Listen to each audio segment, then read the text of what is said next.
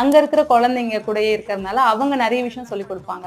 So நான் இவளுக்கு சொல்லி அனுப்பது என்னன்னா, நீ போறது இன்னொருத்தவங்க வீட்டுக்கு போற, ஸோ இப்படி இருக்கணும், யார் வந்தாலும் போகக்கூடாது, ஏதாவது வாங்கி கொடுத்தாலும் சாப்பிடக்கூடாது, இப்படிதான் இருக்கணும், உனக்கு யூரின் வந்தா நீ போயிட்டு வரணும், பசிச்சதுன்னா நீ வாயை திறந்து கேட்கணும், அப்படிலாம் சொல்லி கொடுத்து அப்ப இருந்தே அவ நிறைய விஷயம் கத்துக்கிட்டு நான் சொல்லுவேன், அங்க போய் நீ வந்து குழந்தை இல்ல, உச்சா வந்தா போயிடுவாங்க, நான் சொல்லி கொடுப்பேன்.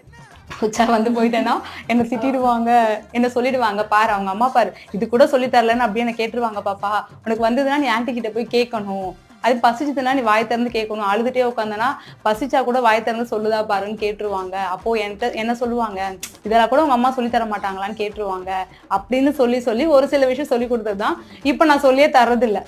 அவளே பிக்கப் ஆயிட்டா. ஓ இதெல்லாம் வந்து அம்மாவை சொல்லிடுவாங்க, அம்மாவை யாராவது கேட்டுருவாங்கன்றதுனால அவ தெளிவாயிட்டா. இப்போ நான் எப்பவுமே மிஸ்டர் கோல்ட் கடலை எண்ணெய் தான் வாங்குறேன். ஏன் தெரியுமா? சாதாரண ஆயிலை விட சமையல் டேஸ்டாவும் இருக்கும், ஹெல்தியாவும் இருக்கும்.